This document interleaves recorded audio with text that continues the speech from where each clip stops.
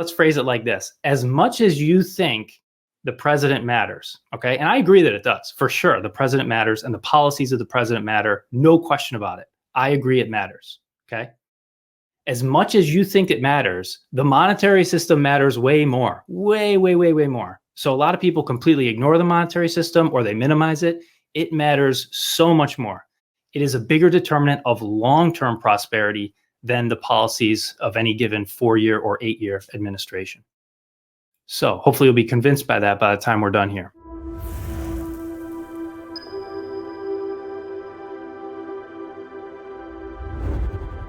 Happy Election Day, America. Today is Tuesday, November 5th, 2024, and voters are at the ballots as we speak, casting their votes for the next president of the United States.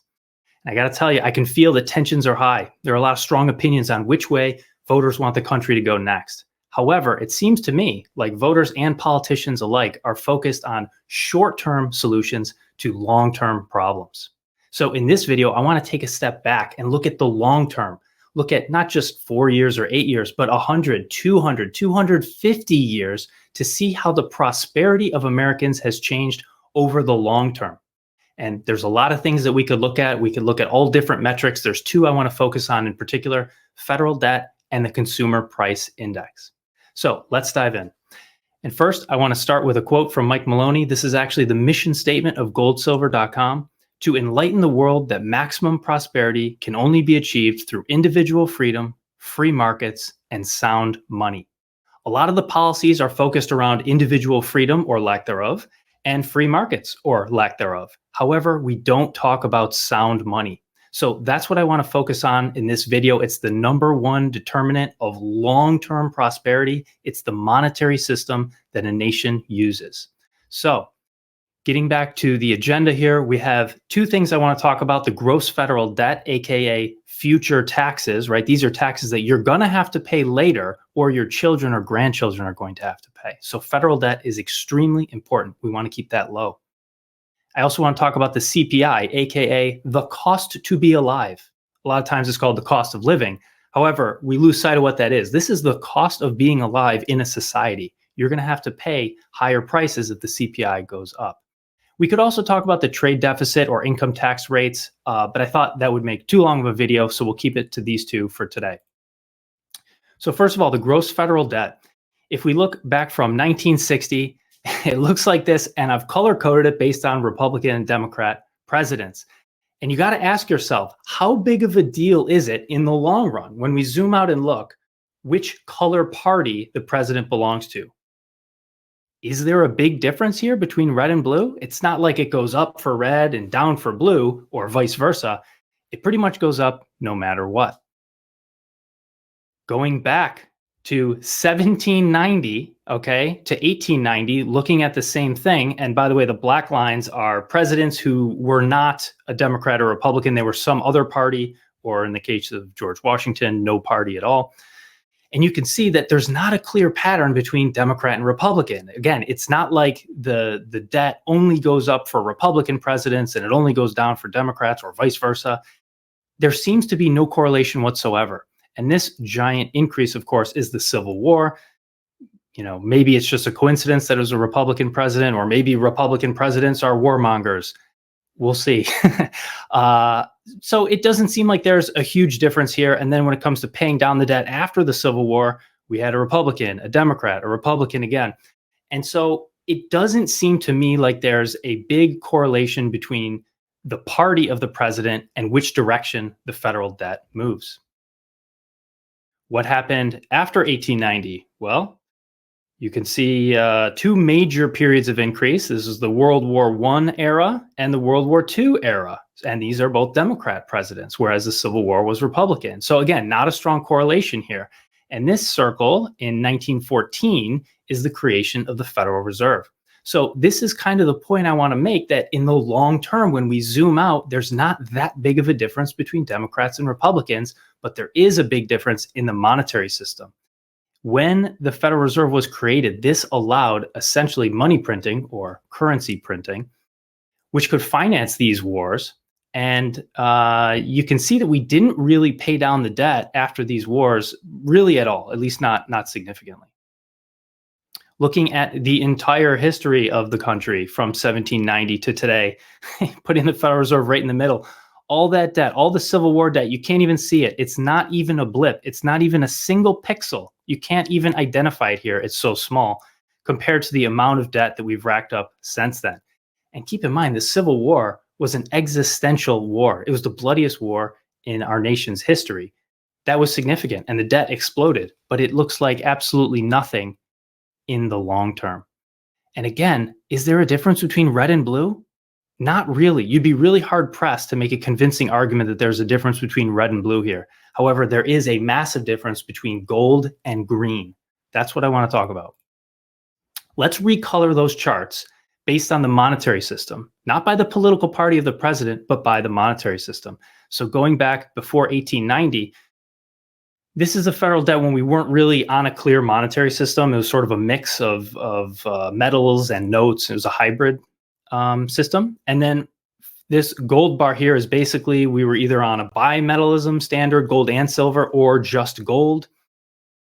And here is the first fiat system in the country. For the Civil War, that's when Abe Lincoln created the greenback. Basically just printed notes out of thin air, accumulated massive amounts of debt, and thankfully, when the war was over, paid down the debt by returning to a gold standard and making sure the dollar was as good as gold yet again. So despite the massive increase in debt here, the following presidents were actually able to pay down the debt, almost half of it, which is very impressive within a generation. But from there, things changed. After 1890, pretty much the debt stayed the same when we zoom out, creation of the Federal Reserve, and that was really the beginning of the end. That's when we inflated the money supply, inflated the debt. That's how we were able to go into World War I. And that kind of forced the hand of various presidents having to eventually partially abandon the gold standard, move to the gold exchange standard. And that was the nationalization of the gold in the United States, making the ownership of gold illegal for American citizens. Insane. It was illegal to own gold. Wow. And then ultimately, in the next chart, we'll see that we abandoned the gold standard completely. So here in 1971, that's when Nixon took us off the gold standard and we had a full fiat system.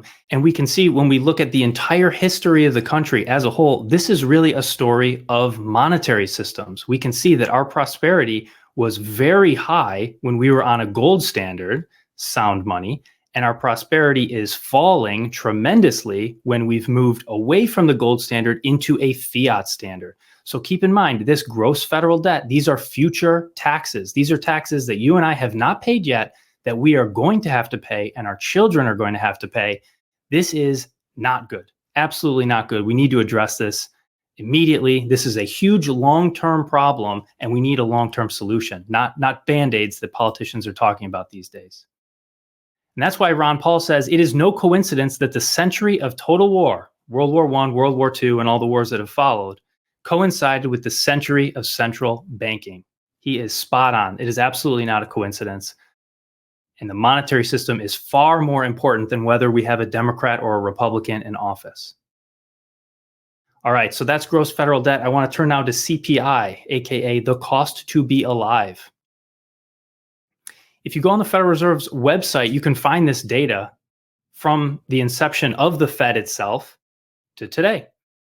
And I've color-coded it again based on the party of the president. And you can see that it pretty much goes up no matter what. And with the exception of the last two presidents, 4 years of Trump, 4 years of Biden, there is a significant difference there. But with the exception of that, it's really hard to tell which type of president causes consumer prices to go up more than the other. There's really not a correlation here. You might run the numbers and try to prove me wrong. However, keep watching. You'll see that when we zoom out, it's a totally different story. So in other words, let's phrase it like this. As much as you think the president matters, okay? And I agree that it does, for sure. The president matters and the policies of the president matter. No question about it. I agree it matters, okay? As much as you think it matters, the monetary system matters way more, way, way, way, way more. So a lot of people completely ignore the monetary system or they minimize it. It matters so much more. It is a bigger determinant of long-term prosperity than the policies of any given 4-year or 8-year administration. So hopefully you'll be convinced by that by the time we're done here. So if you go back to before, actually, you might wonder, since the Federal Reserve only shows the CPI until it itself was created, you might wonder, what did prices do before 1914? Did they keep going lower and lower as you go further back in time? Like, were products and services like free at some point in the past? If you go back 100 years, was everything like free? And then all of a sudden it started costing pennies and then dollars and then hundreds of dollars. You got to wonder that, or at least I do. And if we go back before 1914, this is what the CPI looks like. It's actually extremely volatile. It goes up and down quite a bit. And what's very interesting is that all the times it goes up were basically wars. So the Revolutionary War, the War of 1812, the Civil War, World War I, which of course was after the creation of the Fed. And after each of those wars was over, the CPI went down. Prices came back down pretty significantly. Usually they came back down to pre-war levels. So after the Civil War, prices came down to, about the same level or even lower than it was before the war. And again, you can see there's not really a correlation here between Democrats and Republicans. So, a Republican president for the Civil War, a Democrat president for World War I. And, it sort of doesn't really matter. We've got red, blue, red, blue, red, bringing prices down for consumers. It's sort of unrelated to political party. And one other thing you might notice here is that on average, you could take 100 years, right? The entire 19th century, you could go from the year 1800, which is not clearly marked on this chart, but maybe it's around here, to the year 1900, something over here, and prices went down. Imagine prices going down on average for 100 years. That's like your entire lifetime plus your child's, right? You and your child. You could both live and die, and prices went down on average that whole time. The exception being during wars, and then a very brief period, just a few years, right? And then it comes back down. That is the normal state of a healthy economy. Prices should go down. That's how a healthy economy works. So the fact that we have rising prices since 1914, that is a symptom of a very sick society, a very sick economy, and we need to solve that problem. Putting it all together, looking at the entire 250-year history of this country, you can see that prices were extremely low and relatively flat for well over 100 years. And then after the creation of the Federal Reserve, prices rose fairly quickly. And then once we abandoned the gold standard in 1971, prices shot up to the moon. And there's no end in sight. And it obviously has nothing to do with Democrats and Republicans. Nothing. Zero. This long-term trend is unrelated to political party, and it really is unrelated to short-term policies. This is an issue of the monetary system itself. So let's color those same charts looking at gold versus green instead of red versus blue. And what do we see? Well, in the beginning, the pre-World War I era, we had a gold standard, falling prices, and then the greenback was created for the Civil War, and then prices came back down as the dollar was repegged to gold. Very nicely done. After World War I, we were technically still on a gold standard, even though we were creating Federal Reserve notes fairly quickly. That forced Roosevelt to revalue gold and make it illegal for Americans to hold gold. We were on a gold exchange standard. And then Nixon abandoned the gold standard completely, and we had a full fiat system. And this is why prices rise. It's because we just print dollars into oblivion, and we're not on a sound money standard. All right. So the Inflation Reduction Act. Yeah. So after all this pretty much vertical line, we finally get an Inflation Reduction Act. Okay. And in my mind, it doesn't really matter that it came from a Democratic president. It could have been a Republican. It's just the same. So this is, one of the largest investments in the nation's history. So this is the government spending more money, currency. And really, the reason we got into this problem is because the government has been creating and spending currency poorly, right? Ineffectively. And so spending more isn't going to reduce inflation, it's going to create inflation. So really, if you're going to have an Inflation Reduction Act, it really should only be one thing, right? It should revisit what happened when we went onto a fiat monetary system, the Nixon shock of 1971, right? Where he directed Secretary Connally to suspend temporarily the convertibility of the dollar into gold, okay? And an Inflation Reduction Act should have taken what Nixon did and just said, Uno reverse card. Okay, that's it. We're undoing it. The dollar is now backed by gold. It's as good as gold, and we're going to bring consumer prices down and strengthen the economy. That's what an Inflation Reduction Act should be, just going back to the gold standard. And that's basically what happened after the Civil War, after the creation of the greenback, after a huge increase in consumer prices. By getting back on the gold standard, prices came back down, and it was almost like it never happened, right? So that's what an Inflation Reduction Act should be. And so where does all this come from? As we think about the incentives facing our policymakers and so forth, this is kind of how I think about it. For those of you who have taken physics in, if you think back to high school or whatever, you may have seen something like this, a free body diagram. If you have a block on an inclined plane or something, you can map all the forces acting on that object, like the applied force moving, pushing up the plane, the force of friction, drawing it back down, the weight due to gravity moving straight down, and the reaction force or the normal force, okay? And you can measure all these forces, add them together, and when you get the net force, you can predict how that object will behave, okay? That's the laws of physics. Laws of man work the same way. Humans respond to incentives, and we could map all the different incentives facing a person, like going to work and having a job, okay? That's sort of that force that moves you going. By the way, we call it work because you're applying a force times a distance. It's actually a physics word, going to work. Anyways, so we do work, right? And then moving the opposite direction is taxation, okay? And also what brings us down is regulations, because it might affect the way that we do our work and reduce some of the ways we want to move there. And we also have survival instincts, right? We don't want to go to work. We want to eat food and be lazy and, indulge our selfish pleasures and that kind of stuff. But anyways, we have all these different forces, all these different incentives trying to move us in different directions. And we respond to those incentives. If you know all the incentives acting on a person, you can predict how they're going to behave. And policymakers are no exception. This is what I want to focus on here. So policymakers, right, those who work in government, the real work that they do to move the country along is efficient spending. It's their job to allocate resources effectively. They have to want to do that. However, it's so tempting to just borrow and not really allocate resources effectively. The scarce resources you have, you can just borrow, and that pulls the whole country back, all this debt. And that's even if it's honest borrowing. That's even if you borrow money or currency that already exists. That's still going to happen. However, there's also this temptation to print currency, which is a form of borrowing, but you're borrowing money into thin air. You're borrowing currency into thin air. And so that incentive exists as well.